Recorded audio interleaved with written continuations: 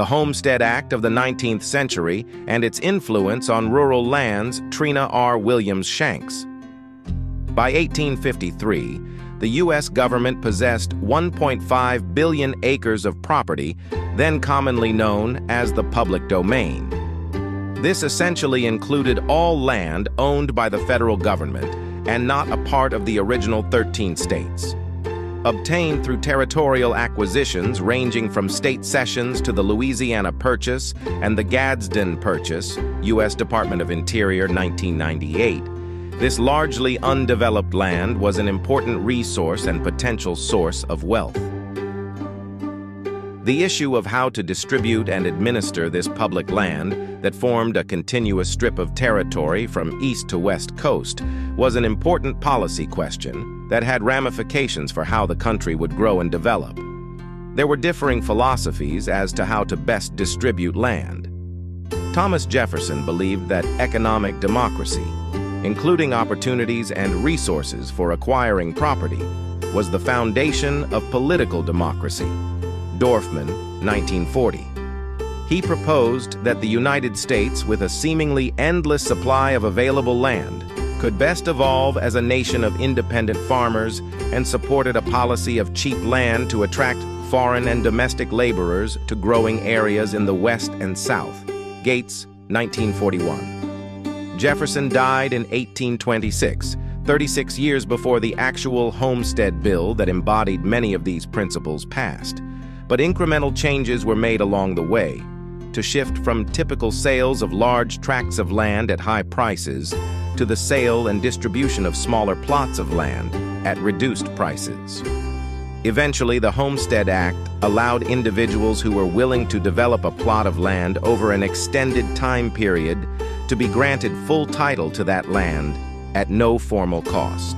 Because the basic tenets endured for over 7 decades, the Homestead Act influenced many aspects of rural land use that still have implications for these areas today.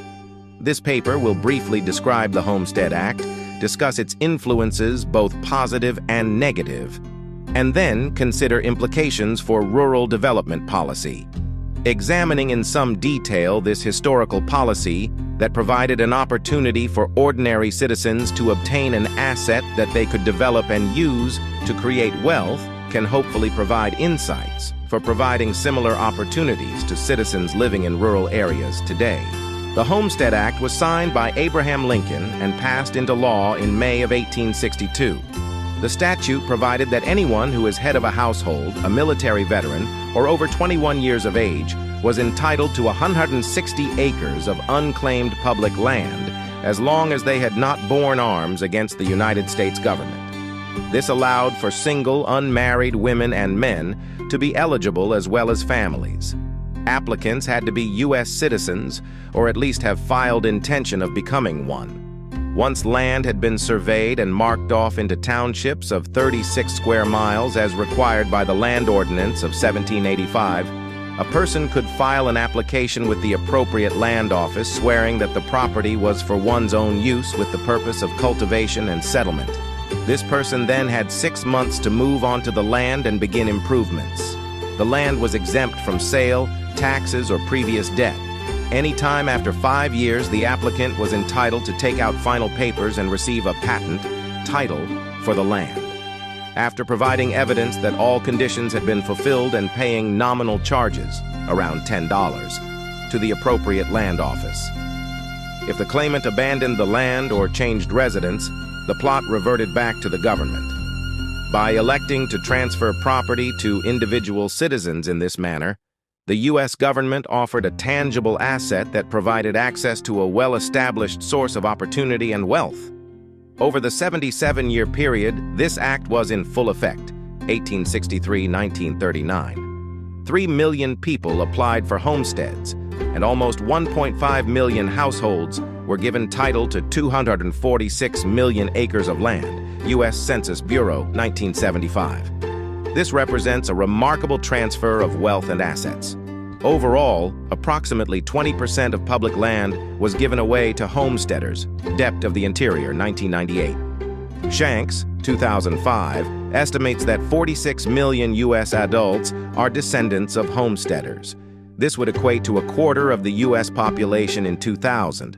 Although there were criticisms that much of the best agricultural land was already taken, that urban workers could not successfully move to farming, and that the opportunity was fraudulently exploited by corporate economic interests. Cochrane, 1993. The Homestead Act motivated many to move to largely unpopulated areas and establish family farms. Other historians have pointed out similar examples of fraud and speculation. Gates, 1941. The 5-year residency requirement emphasized the priority of long-term tenure and a commitment to sustained development over short-term speculation. In fact, minor adjustments were made to ensure protection of the environment and reduce the possibility of short-term stripping of minerals and resources. For example, when it appeared that forests were being harvested too quickly, some states created incentives for homesteaders to set aside part of their acreage to plant trees or required loggers to purchase land not settled according to the value of the timber it contained. Robbins, 1976. Although such laws were not always strictly enforced, the message was a priority for long-term investment. Even when special provisions were made in some areas for mining, cattle ranch grazing, and exceptional irrigation needs, this was usually determined by average rainfall and differential soil quality and not intended to shift the original commitment to agricultural cultivation. There are numerous historical accounts and multiple examples of how the U.S. government treated Indian tribes unfairly. One such example is the story of the Cupeño Trail of Tears. A small group that probably numbered between 500 and 750 in 1795 lived near established missions. As ranchers took over land in the area, the Indians began to work for them. In 1893, the Downey family acquired the property and sued for the removal of the Indians, a case which was eventually found in the family's favor by the Supreme Court. A commission chose an area in which to locate the tribe members. On May 12, 1903, the Indians were physically evicted and 25 families forced to leave. The group eventually migrated to Los Angeles, but still commemorates an annual observance of their removal. Another negative consequence of the Homestead Act is that for certain regions, such as the semi-arid areas of the Great Plains, the policies led to establishing farms that were probably too small to be viable over the long term. Hansen and Libicap, 2004, Libicap and Hansen, 2002. In most of these areas, initial settlement took place during periods of higher than normal rainfall, which gave the perception that homesteading could be viable and successful as it had been in states further east, in areas with higher levels of average rainfall. During periods of drought, however, many such farms failed and the homesteads were deserted. More successful strategies in these areas would be to have larger acreage so that some land could remain.